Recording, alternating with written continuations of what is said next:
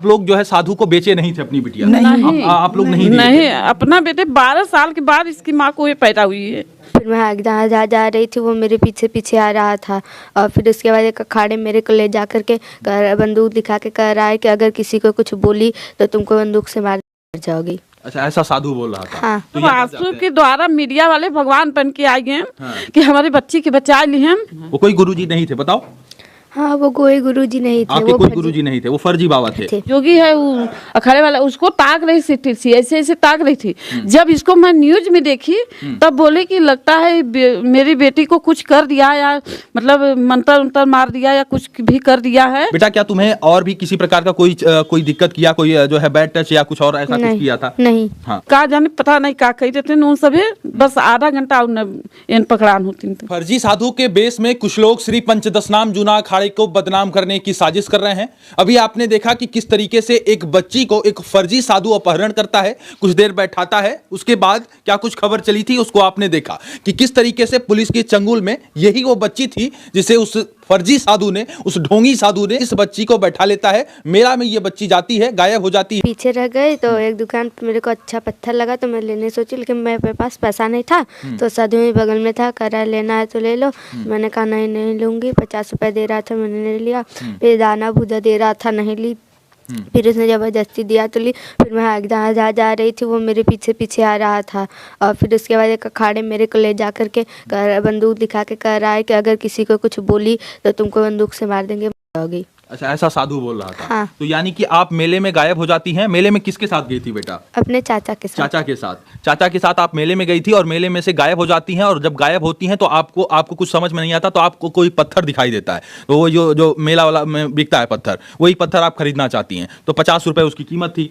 नहीं, 100 रुपए थी, लेकिन मेरा पैसा नहीं था, लेकिन वो 50 रुपए दे रहा था। अच्छा, वो आपको साधु 50 रुपए दे रहा था और उसके बाद बहला फुसला के ले आता है, कहता है कि भूजा खा लो और तमाम सारी चीजें। हाँ। तो आप रो भी रही थी उसमें जो है, उस घटना में। तो आपके पास बेटा पुलिस वगैरह को नहीं सूचना किया आप?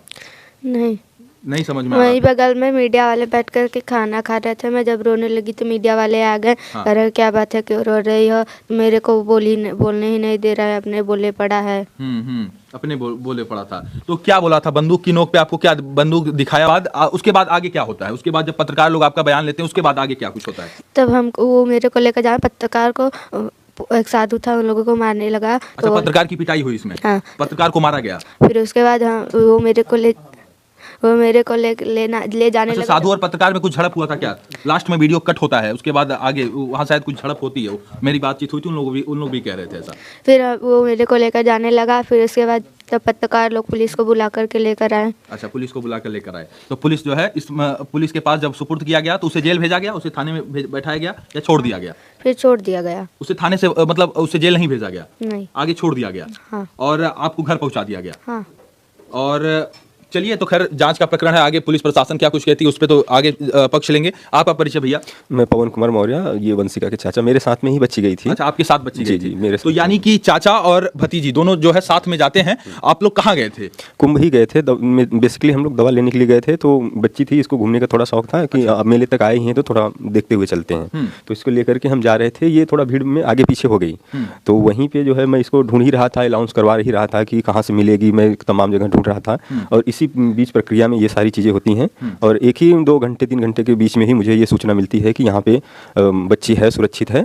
और हम यह नहीं समझ रहे थे कि मीडिया में भी इस तरीके की बातें हुई हैं या मीडिया के द्वारा बच्ची मिली है। जिस मीडिया द्वारा मिली गई है या जो भी पुलिसकर्मी थे, मैं उनका धन्यवाद करता हूँ कि इतने बड़े महाकुंभ में वह बच्ची जो है सुरक्षित हमें मिल गई है और वो अपने घर परिवार के साथ है।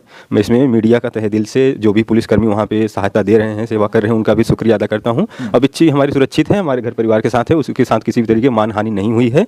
लेकिन इस तरीके की जो भी घटनाएं हो रही हैं या आगे और किसी बच्ची या परिवार के साथ हो सकता है, ऐसे जो भी लोग महाकुंभ में नहाने के लिए आ रहे हैं, अपने परिवार अपने बच्चों का अच्छी तरीके से ध्यान रखें या साथ में लेके रहें, या तो छोटे बच्चों को लेकर के न आए। सही बात है, सजग होने की जरूरत है, क्योंकि यदि सजग नहीं होंगे तो इस तरीके से धोखाधड़ी में बच्ची जो है कहीं ना कहीं फंस जाती, गुमराह कर दिया गया था। आप सोचिए कि बंदूक सटाकर वो फर्जी बाबा, ढोंगी बाबा ये कहता है कि यदि तुम कुछ बोलोगी तुम्हें गोली मार देंगे। और इसके कारण बच्ची रो रो के वो तमाम सारी चीजें कह रही थी कि मैं पिछले 7 दिन से हूं, पिछले 14 दिन दिन से हूँ, आश्रम में मुझे बाबा लेकर आए हैं, और फर्जी बाबा ये भी कह रहा था कि मैं जूना अखाड़ा से हूँ, फर्जी बाबा है। इसके ऊपर लोग ये भी कह रहे हैं कि इसके पहले और भी इस तरीके के मामले जो है चिन्हित किए गए हैं, इसके पहले और भी इस प्रकार का कांड वो फर्जी ढोंगी बाबा कर रहा था, ये भी लोग बता रहे हैं। बहरहाल उसके बाद कैसे कांटेक्ट होता है? पुलिस का फोन आता है? पुलिस का जो है फोन हमारे यहाँ अच्छा, आप कोई खोया पाए केंद्र में दर्ज कराए थे? मैं वहाँ जा रहा था ढूंढने के लिए, तब उसके पहले ही मतलब पहले तो मुझे लगा आसपास में ही बच्ची है, तो मैं वहाँ आसपास काफ़ी समय तक ढूंढा, परेशान होकर घर पे भी फ़ोन किया कि ऐसी बात हो गई है। अच्छा। तो घर से भी 1-2 बच्चे जो है आए, और घर के लड़के थे वहाँ भी परीक्षा दे रहे थे, 1-2 मित्र भी हैं वहाँ पे, तो वो भी सभी आ गए थे, ढूंढ ही रहे थे। तो उन्होंने मुझे बताया कि खोया पाया केंद्र पर आप चले जाइए। मैं वहाँ तक जा ही रहा था, इतने के बीच में ये सूचना हमारे थाना द्वारा घर पर फ़ोन आ जाता है कि हाँ बच्ची आपकी यहाँ पे सुरक्षित है, इस जगह पे आवाज़ थाना अखाड़ा में। तो मैं वहाँ पे जाता हूँ, और जो भी पुलिसकर्मी सहायता कर्मी थे उन्होंने सारी प्रक्रियाएं जो है करवा के बच्ची को सुरक्षित हमें दे दिया। तो सारी प्रक्रिया हो गई। और किस क्लास में पढ़ती हो बेटा? 6 में। चलिए, बिटिया कक्षा 6 की छात्रा थी, और जिसके कारण सब कुछ बता पा रही थी, अपने गांव का नाम बता ले रही थी। और आपके यदि छोटे बच्चे हैं तो ये भी आपको एक ध्यान देने की बात है कि आपको अपने बच्चों को नाम, पिता का नाम और पता, और गांव के प्रधान का नाम और इत्यादि, तहसील, थाना कम से कम जरूर बताना चाहिए। यदि बच्चों को ये तमाम जानकारी रहेगी तो भगवान न करे ऐसी घटना यदि किसी के साथ होगी, तो कम से कम ये बच्चे, जो छोटे बच्चे हैं, ये कम से कम अपने गाँव, घर, पता का नाम, थाने का नाम बता पाएंगे। हालांकि बच्ची थाने का नाम और तहसील का नाम